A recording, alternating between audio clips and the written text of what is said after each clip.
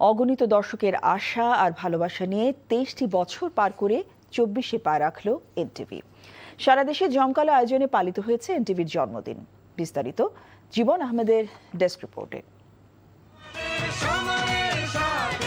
কোনো দল বা গোষ্ঠী নয়, জনগণের মুখপাত্র হয়ে বস্তুনিষ্ঠ সংবাদ প্রচার করে এগিয়ে চলছে এনটিভি।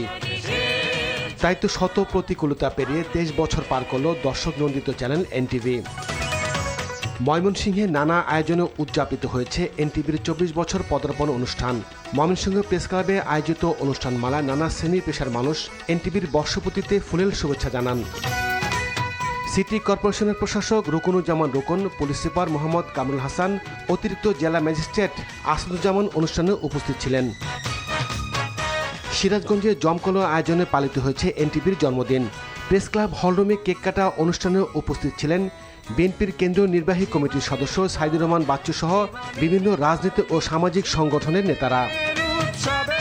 শেরপুরে আনন্দঘন পরিবেশে উদযাপিত হয়েছে এনটিভির প্রতিষ্ঠাবার্ষিকী।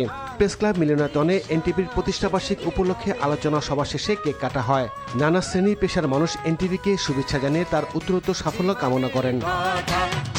কেক কাটা, আলোচনা সভা বর্ণাঢ্য আয়োজনে খাগড়াছড়িতে এনটিভির জন্মদিন পালিত হয়েছে।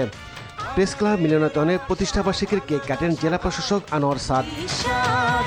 পটুয়াখালীতে অন্যরকমভাবে পালিত হয়েছে এনটিভির প্রতিষ্ঠাবার্ষিকী। জেলার দক্ষিণবঙ্গ বৃদ্ধাশ্রমের প্রবীণদের সাথে নিয়ে কেক কেটে দিনটি উদযাপন করা হয়। জামালপুরে এনটিভির ২৪ বছর পদার্পণ উপলক্ষে আলোচনা সভা ও কেক কাটা হয়। জেলা প্রেস ক্লাব মিলনায়তনে অনুষ্ঠানে নানা শ্রেণী পেশার মানুষ উপস্থিত ছিলেন।